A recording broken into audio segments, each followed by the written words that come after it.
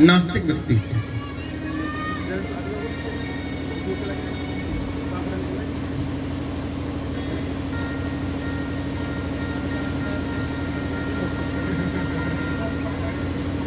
प्रेम से कहो श्री राधा, श्री राधा। एक नास्तिक व्यक्ति था, सुनना बहुत ध्यान से, और एक आस्तिक व्यक्ति था। दोनों एक माता पिता के पुत्र थे। माता पिता को चिंता रहती थी कि मेरा एक बालक तो राम का नाम लेने वाला है और दूसरे वाला राम का नाम लेता नहीं है, इसका क्या होगा। हर कोई माता पिता चाहता है भैया घर में बच्चे संस्कारी हो। तो वह जो राम का नाम लेता था वो तो मस्ती में रहता था। कोई ब्राह्मण आ जाए, कोई महात्मा आ जाए, कोई बड़ा बुजुर्ग आ जाए तो सबको राम राम जी करता था। लेकिन जो छोटे वाला था, और छोटा बड़ा खोटा होता है कभी कभी, तो वह छोटे वाले व्यक्ति राम का नाम ना तो लेता था ना किसी को लेने देता था। कोई महात्मा जी आ जाए तो आंख मोटी मोटी करके निकाल कर देखता था। कोई बड़ा आ जाए तो सम्मान नहीं करता था। अब लोग कहते हैं कि उन माता पिता को भैया तेरी औलाद कैसी है, एक तो तेरा बहुत अच्छा है, एक किसी काम का नहीं। तो उसके कारण माता पिता को सुननी पड़ती थी दूसरों की। आपकी अच्छाई आपकी बुराई दुनिया कह देती है, नहीं कह देती। आप अच्छा करोगे तो भले आपको अच्छा कहे ना कहे, पर बुरे को जरूर कहते हैं लोग, ये बहुत बुरा आदमी है, समझ के रहना। और गजब की बात ये भी है कि बुरे के सामने नहीं कहते तो डरते हैं। बुरे से 6 कोस दूर आ जाता है। अच्छे से कोई अच्छा मिले ना मिले, लेकिन बुरे से डर लगता है हर किसी को, ये पल्ले ना पड़ जाए, ये आफत गले में ना गिर जाए। तो एक दिन एक महात्मा जी आ गए और शास्त्र कहता है कि जिस पर भगवान कृपा करते हैं ना, जिस पर भगवान कृपा करते हैं तो वह खुद नहीं आते, वो कृपा करने के लिए सच्चे महात्मा को जीवन में भेज देते हैं। सच्चे संत की नजर जिस पर हो जाती है, मैं अक्सर ये बात अपनी कथाओं में कहा करता हूँ, बहुत ध्यान से सुनना। सच्चे संत की नजर, बोलो, जिस पर हो जाती है, मेरे बांके बिहारी की कृपा भी बस उस पर ही हो जाती है। हर किसी पर कृपा नहीं होती। जब आपका कोई सच्चा महात्मा हाथ थाम ले, कोई सच्चा ब्राह्मण आपको हाथ थाम ले, जो आपको हाथ पकड़कर भगवान की याद करा दे, वही आपका कल्याण कर सकता है। हर किसी में, हर गांव में, हर भक्त के घर में हर कोई नहीं जाता। महात्मा जो साधु होगा पक्के वाला, वो बहुत कम कृपा करता है। वो पहले इंसान की परीक्षा लेता है, ये इस लायक है या नहीं है, तब वो कृपा करता है। और जब वो कृपा कर देगा ना, तो भगवान को तुम पर कृपा करनी ही पड़ेगी, इसमें कोई संदेह नहीं है, कृपा करनी ही पड़ेगी। तो महात्मा जी पर पहुंचे, महात्मा थे, चलते फिरते मंदिर उस गांव में चले गए। गांव के लोगों ने दर्शन करना शुरू किया। चर्चा हो गई कि बहुत सुंदर महात्मा, बहुत प्रसिद्ध महात्मा, बहुत तपस्वी महात्माएं हुए हैं। तो हर कोई जाता था अपने दुखड़े दो करके, हमारा ये काम कर दो, हमारा ये काम कर दो। तो वह सब पर कृपा करते थे बेचारे। अब वो माता पिता अपने बच्चों को लेकर वहां गए। कौन से वाले को, तुमको क्या लगता है कौन सा जाएगा? राम का नाम लेने वाला है, वही जाएगा पहली बार में। तो महात्मा ने पूछा कि आपका बेटा है? बोले हाँ। महात्मा बोले ये बहुत अच्छा बच्चा है आपका, तो ये तो राम नाम लेता है। तो पिताजी बोले कि एक और भी है घर में, जो बड़े वीआईपी हैं हमारे यहाँ, वो आए नहीं है यहाँ तक। बोले वो क्यों नहीं आया? तो पिताजी बोले महाराज उससे ना मिलो तो बेहतर है, वो ऐसा इंसान है कि वो तुम्हारी बेइज्जती कर देगा। महात्मा ने कहा कि जिस समय हमने चोला धारण किया था तो मान सम्मान का घूंट तब छोड़ दिया था। हमें कोई लोग माला पहना देते हैं तो कोई लोग गालियां दे देते हैं, हम किसी का बुरा नहीं मानते। असली महात्मा वही है जिसके जीवन में मान सम्मान की भूख नहीं है, जो केवल और केवल परमात्मा भजन किए जा रहा है, वही असली महात्मा है, वही असली ब्राह्मण है। जहाँ लालच होगा वहाँ भगवान नहीं होंगे। महात्मा जी बोले उनको लेकर आया करो, शायद राम कथा कृपा कर दे, भगवान कृपा कर दे, वो सुधर जाए। माता पिता ने कहा वो नहीं आएंगे यहाँ तक। तो महात्मा बोले कि अगर वो नहीं आएंगे तो हमारी वोट कम हो जाएगी, राम के नाम तो जितने लोग जपेंगे उतना अच्छा है, उतने बढ़िया बात है। बोलो हाँ है ना। हम तो चाहते हैं पूरा गांव कथा सुनने आए, अब कोई नहीं आ रहा है तो उसमें हम क्या कर सकते हैं। पर हम तो ये चाहेंगे कि सबको इस कथा के द्वारा पुण्य प्राप्त हो और सबका उद्धार भगवान कर दे। नहीं, अच्छा इंसान सबको भला चाहता नहीं चाहता, और बुरा चाहता कि बस मेरा मेरा भला हो, बाकी सबका बुरा हो। बुरे इंसान की पहचान है। प्रेम से कहो श्री राधे। महात्मा जी ने कहा कि अगर वो नहीं आ सकता तो भैया हम चलेंगे।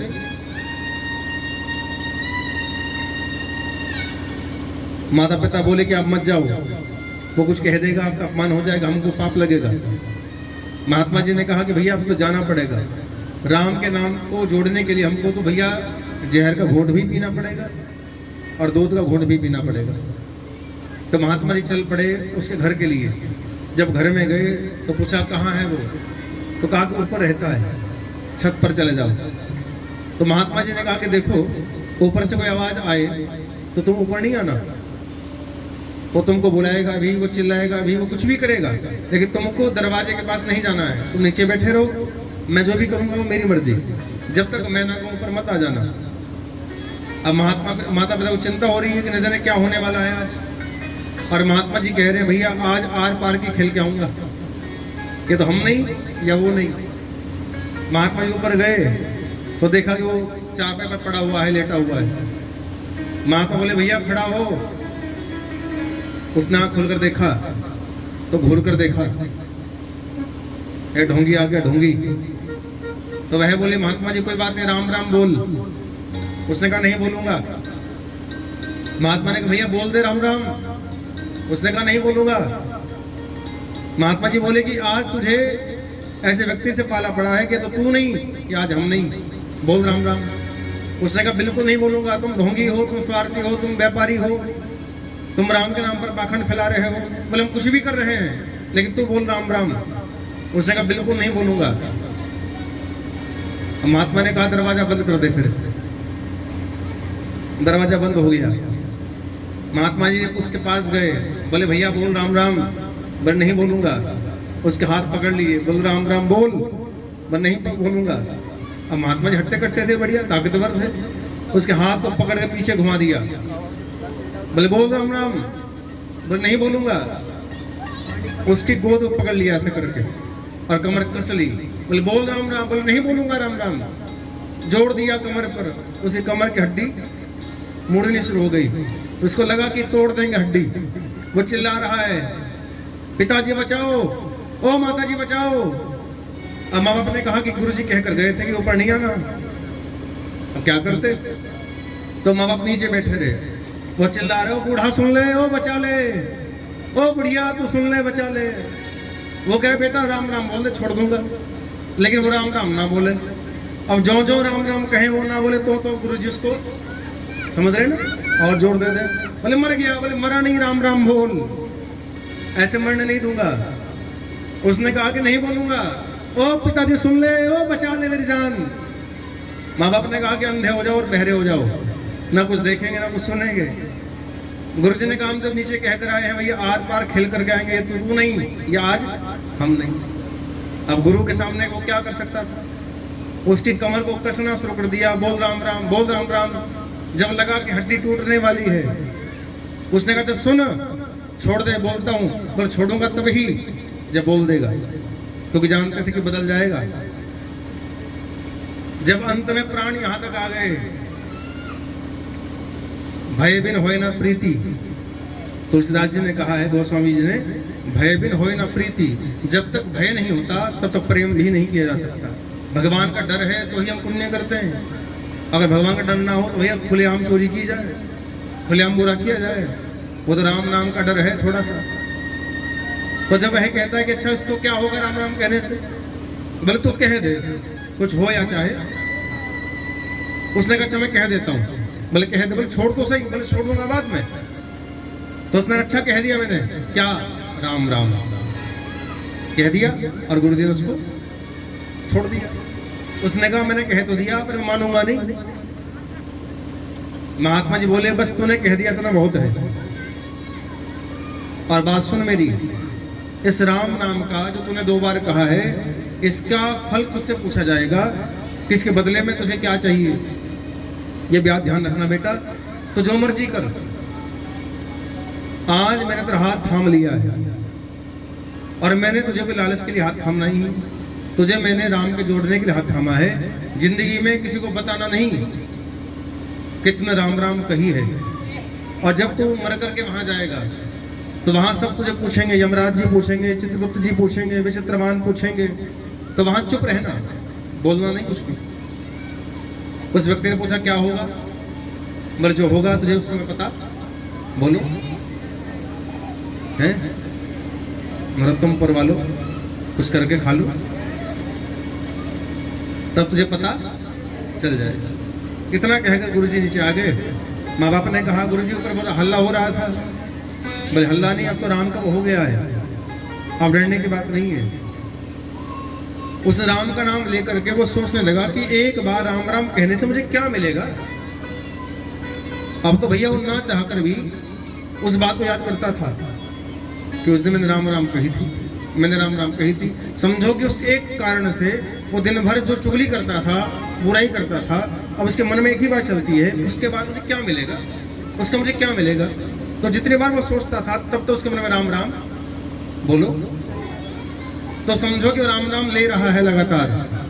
और गुरुजी ये चाहते थे तुलसी अपने राम को रीझ भजो या खीज, चाहे हंसकर ले ले चाहे रो करके ले ले, समय पड़े जम जात है उल्टो सुल्टो बीज।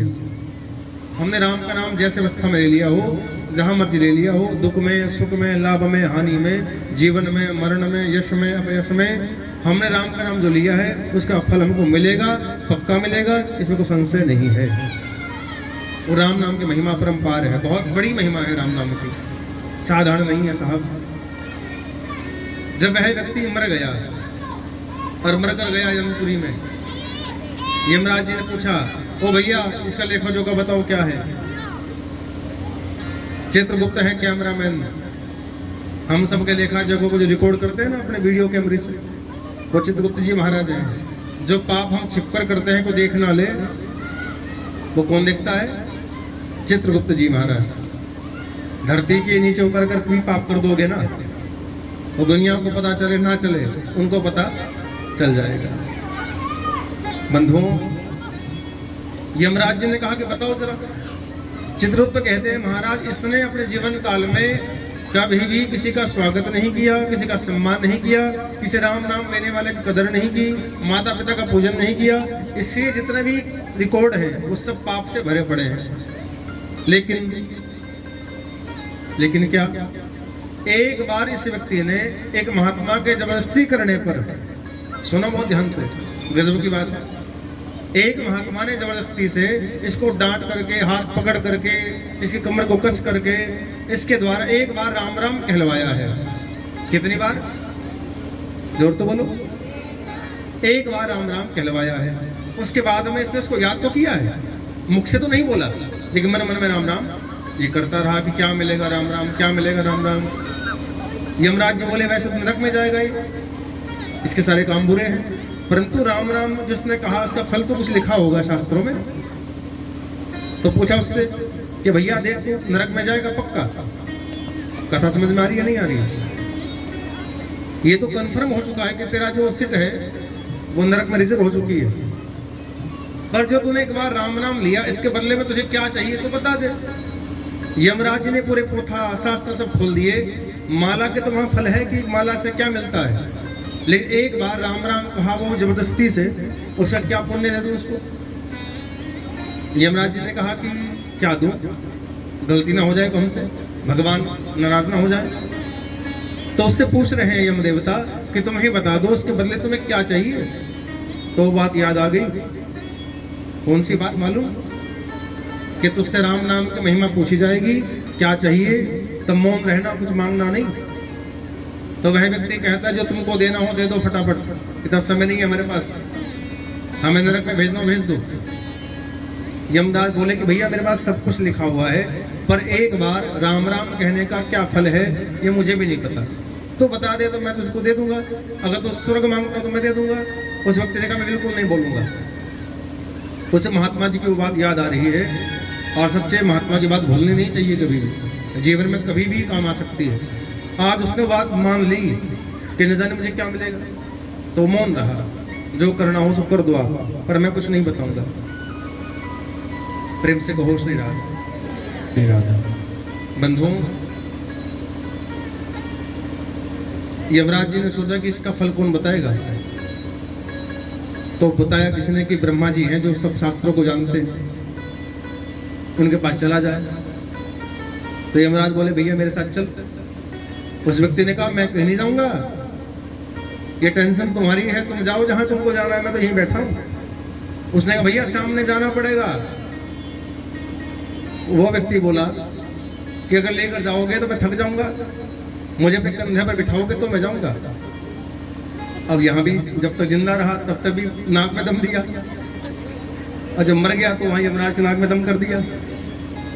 यमराज ने कहा मेरी तो मजबूरी है भाई, अपने कंधे पर बिठाया। देखो यमकाल माने काल के देवता, और जिसे कंधे पर वो बैठा है व्यक्ति, साधारण बात नहीं है।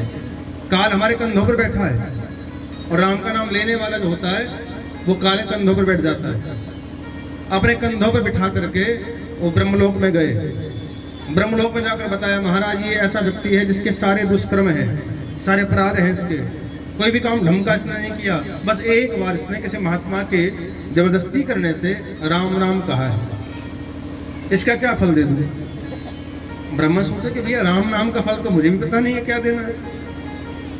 सारे पोथे जो थे सब खोल दिए, कहीं पर भी राम नाम का फल नहीं लिखा था। ब्रह्मा ने कहा इस बात को विष्णु जी बता सकते हैं, वहां चलो। यमराज जी बोले कि मजा आएगा, यहाँ तक की ड्यूटी मेरी पूरी हो गई है। ब्रह्मा बोले भैया चल। उसने कहा ब्रह्मा जी बात सुनो, अपने घर होंगे ब्रह्मा तुम, मैं कहीं नहीं जाऊंगा। जैसे मुझे यहाँ से यमराज जी लेकर के आए, आगे कैसे लेकर जाना तुम दोनों डिसाइड कर लो। यमराज जी बोले भैया लेकर चल। यमराज जी कहने महाराज यहाँ तक मैं ले आया, थक गया, अब तुम बिठाओ। अब वो उतर गए यमराज जी के सिर से, कहाँ बैठ गया, जोर से बोलो, ब्रह्मा के कंधों पर।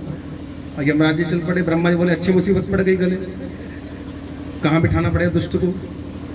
अब लेकर गए भगवान विष्णु के द्वार। विष्णु देखकर मुस्कुराए, अरे ये किसको लिए घूम रहे हो तुम, ये तो बहुत बड़ा पापी है। ब्रह्मा जी बोले महाराज सब आपकी आफत है। बोले क्यों।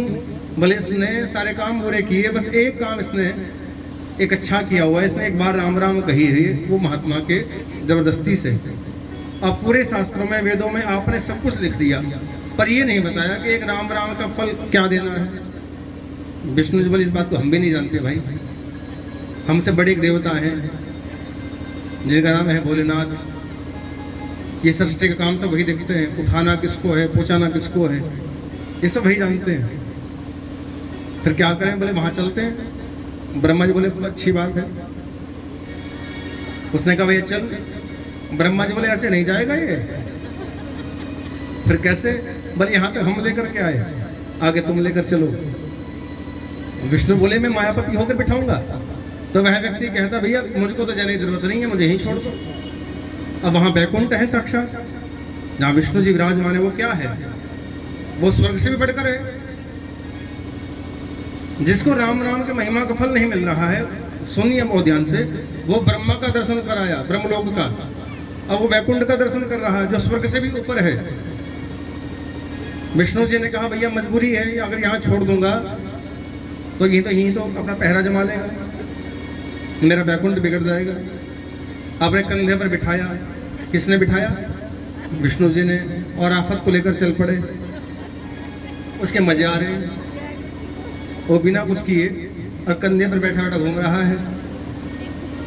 जब पहुंचे शंकर जी के द्वार, और शंकर देख रहे अरे या तो यमराज जी आ रहे हैं, ब्रह्मा जी आ रहे हैं, और ये कौन है जो भगवान विष्णु की चड्डी पर बैठ गया।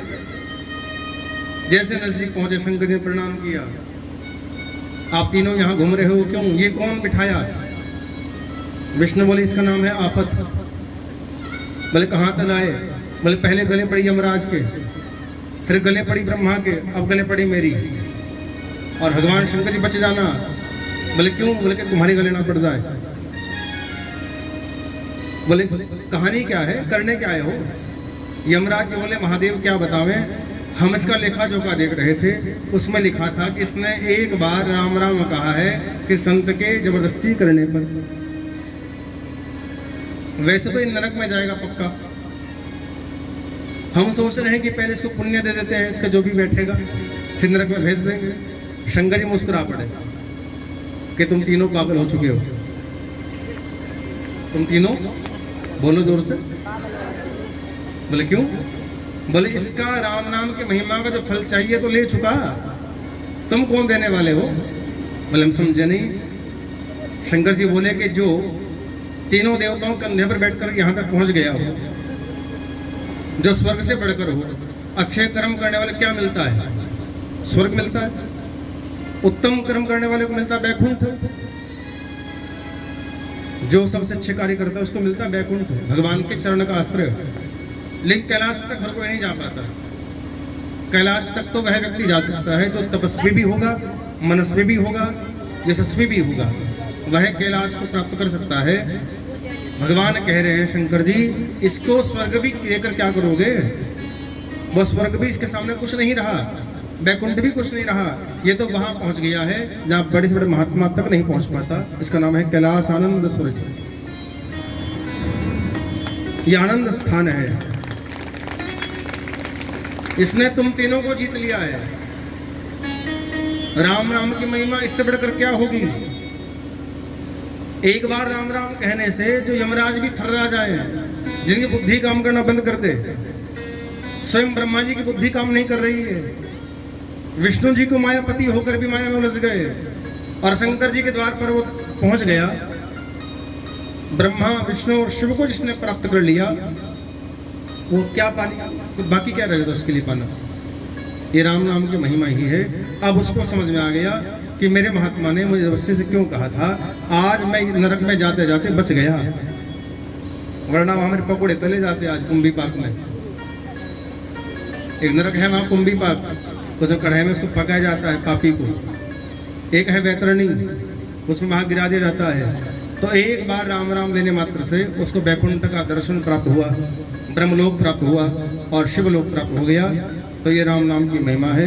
इस कथा का अर्थ यही है कि हम राम जी का नाम भूल से भी ले लेंगे तो वह भी हमारा कल्याण बोलो कर देगा। बोले श्यावर रामचंद्र भगवान, राधावर कृष्णेंद्र भगवान जय हो। कथा समझ में आई?